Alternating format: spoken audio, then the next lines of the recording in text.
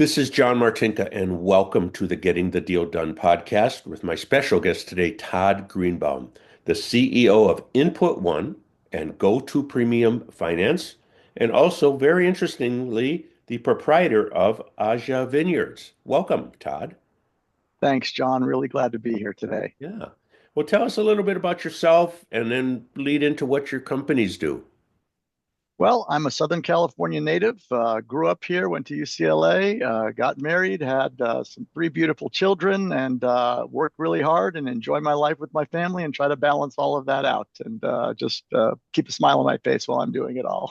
Yeah, that's the most important part. That's right. Go-To Premium Finance and Input One are two companies that work together to create a digital transformation platform from the insurance industry.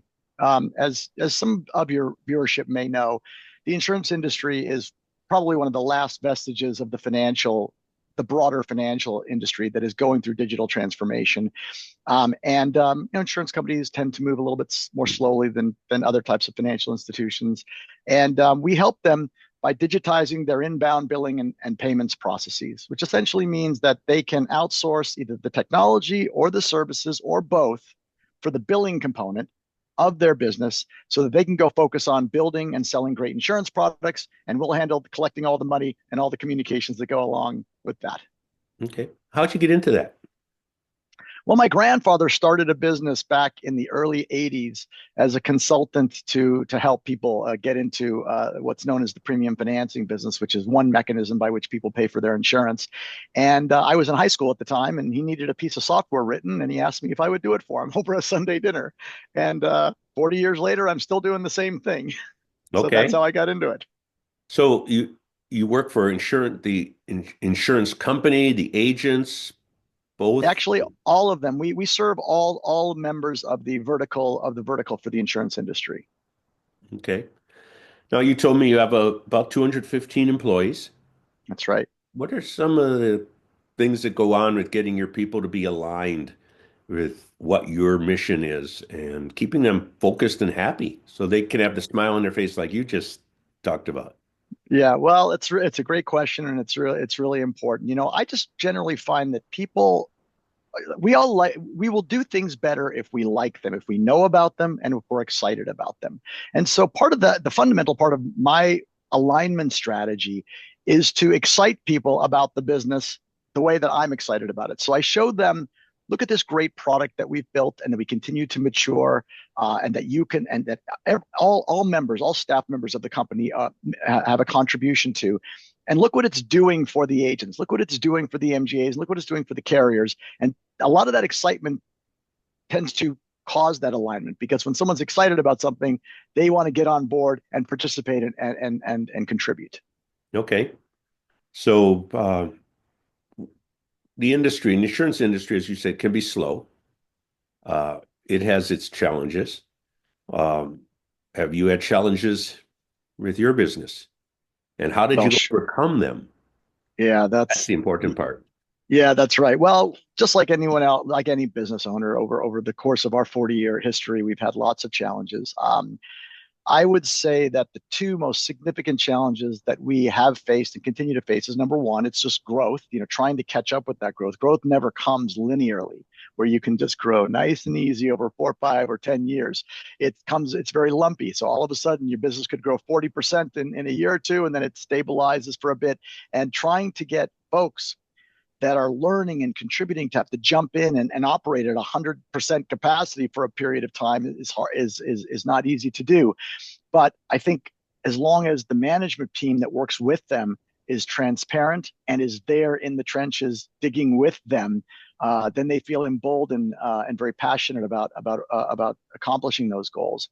So I think a critical part about helping getting the company to grow through these challenges is to have a management team that really expresses strong care factor with their team, is aligned with their team, is there with their team, not above them, but with them at the same level, helping them accomplish all of those tasks to kind of absorb that growth.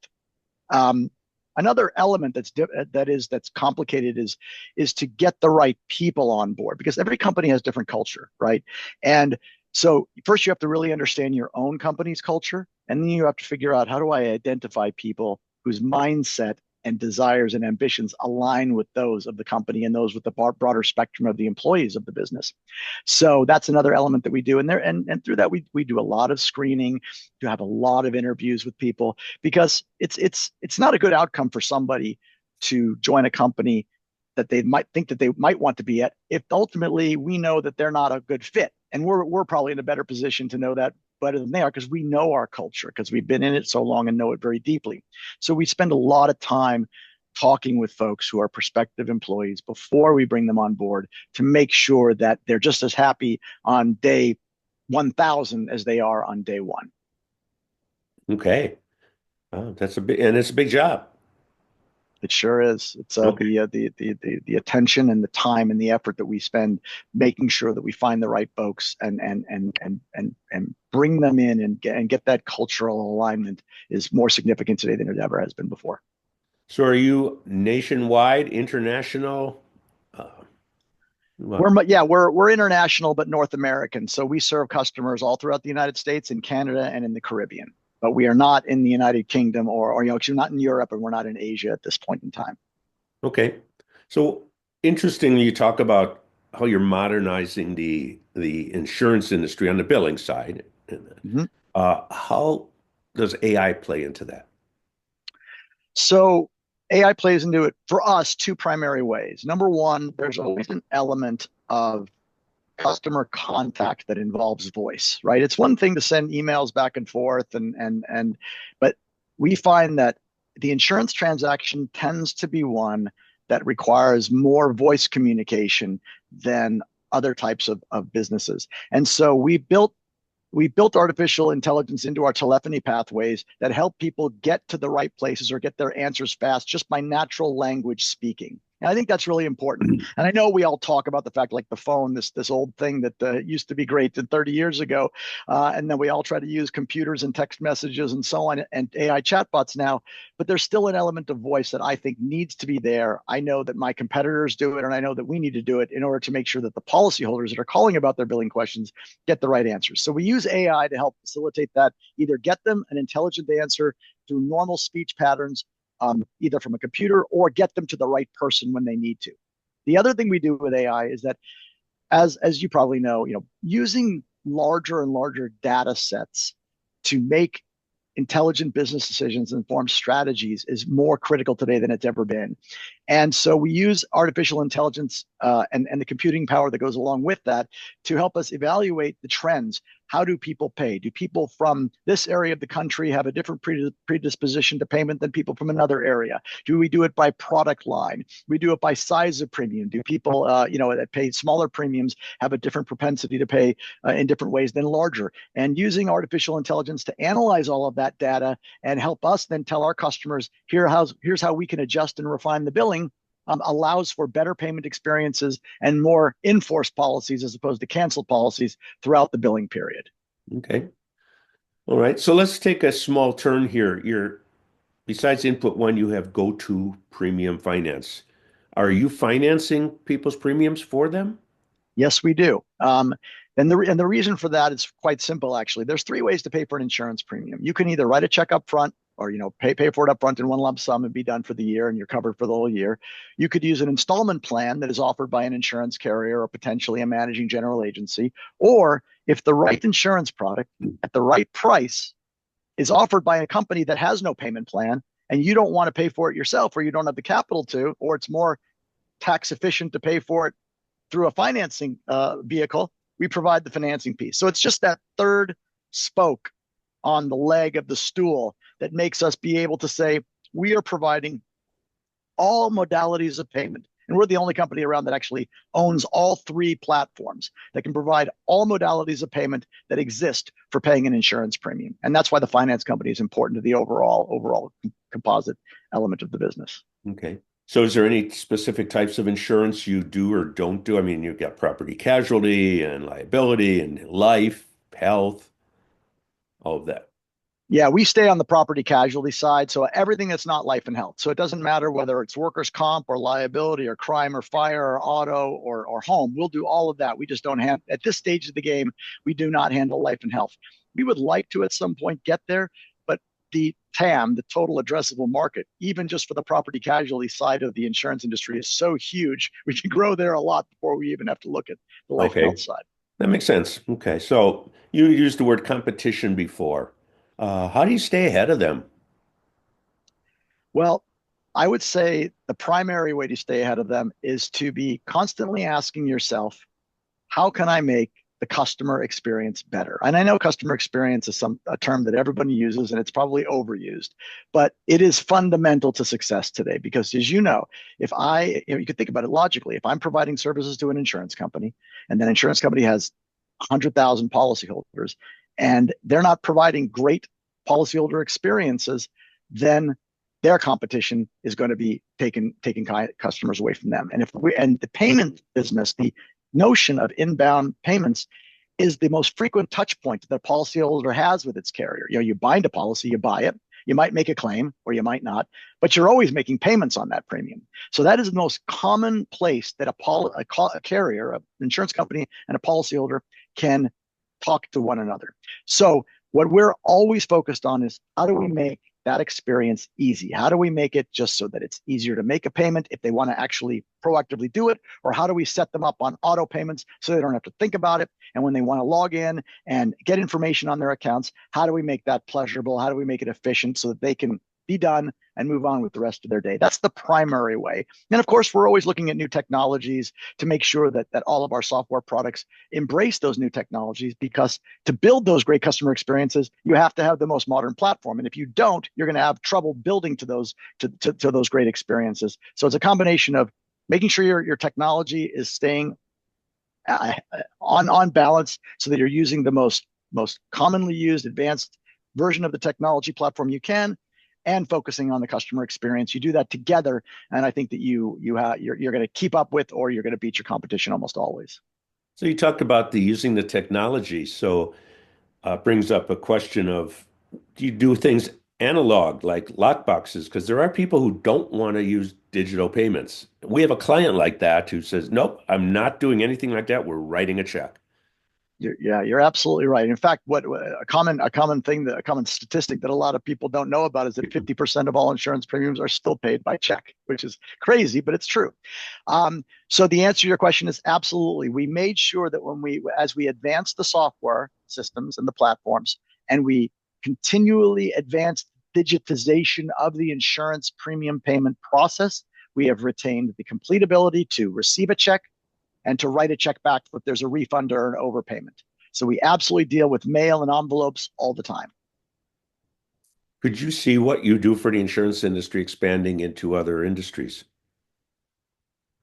I mean, I think, fundamentally, any industry that sells something needs to have the ability to receive a payment for it. So the answer is yes. I could see that, but the insurance industry is so enormous and we've got so much runway ahead of us. I kind of like to think about growing a business in terms of concentric circles. I don't like to step too far out of what I know, because I feel it's smarter if I can grow a business, make money, and provide a great product while staying within those concentric circles and understandings of where I am most proficient. I prefer to do that. So I guess I would say to you is that while I could see that happening, until I see myself running out of runway, I'm probably going to be focusing on how to maximize the runway that I've got in front of me. Okay. So very interesting. But I'd like you to share maybe three lessons that people listening to this can apply to their business that have helped you be so successful. I mean, over 200 employees, that's pretty darn good. Well, the first thing that comes to mind, John, when you mention this, is just every business owner that's been in business for a long time has had challenges. And sometimes those challenges look like the largest mountains you've ever seen. And so and I tell this to my children too, as they embark on their careers now, you can never give up. Every time something confronts you that looks like it's going to be the end of the world or the biggest challenge you've ever seen, double down and work twice as hard and bust through it. I always tell my kids, run through the wall, run through the wall. So I really believe that's an enormous something that you have to do. You have to weave that in to your being. If you want to be an entrepreneur and grow a business, you must be willing to confront significant challenges, double down, and run through the wall and break through it and figure out a way to solve it. Um, staying, and I guess staying optimistic is part of that.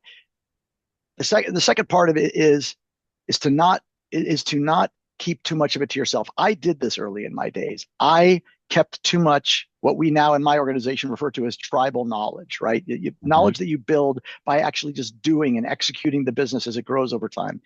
Try to pass that along faster. Get get the other folks within your organization to absorb more information faster from you, as opposed to trying to think you can do it all yourself. And when you're a small business, it's easier to do. When your business grows, and if you don't adequately start to delegate, you find that too much reliance is on you on the business, and then you're behind the game, and you have to accelerate that delegation. And you can't always do that because you can't always really increase the rate at which you get knowledge into people's minds. They can only absorb it at a certain rate. Right. So I think that delegating earlier on is really important. And then the third thing I would say to you is, and I could have done a better job of this as well, and I tell my children the same thing: invite smarter people into the room all the time. Build your network of people earlier. I was very much I'm going to do this myself, and I'm going to run through these walls myself. What I needed to do was run through those walls, but invite other people to run them through them with me faster than I did. So get smarter, get smarter minds in the room and talk with them frequently. Yeah, I was just talking to someone the other day, and he brought up the old ad. I don't know who came up with it originally, but A people hire A people, B people hire C and D people, so they're not Yeah, threatened. Hire the A yeah, people. I that's right. like the part about uh, don't keep too much to yourself and get others involved and delegate, because one of the big uh, issues with a lot of small, mid-sized businesses is owner dependency. The owner's the only one who knows how to, and you can fill in the blank. Yep, And that's when it right. comes time to exit, there may not be someone that knows how to fill in the blank anywhere close to that. Yeah. We started, I mean, just to help you understand the degree of importance we assigned to this, is that about a year and a half ago, we built out what we call a knowledge department. We have a team of people whose sole job it is in the business is to get the tribal knowledge out of the heads of all of the people that have been here for 10 and 20 years and get it into folks that have been here for 2 and 3 years. That's their entire job. So they create videos, and I participate, and I love recording videos for folks to teach them about the business. And then we've got others that are recording videos and writing documents and giving historical perspectives on things. And really, it's becoming an entire trend within our organization of knowledge transfer. It's a huge theme within our business now. Okay. A little different subject is you're based in Southern California. Are all your people in Southern California? Not anymore. Since the pandemic, most we started hiring people remote. Now we only have about 125 people are in California, which means there's 90 people outside of California. And of those 9 people outside of California, I think we have them in about 27 states now.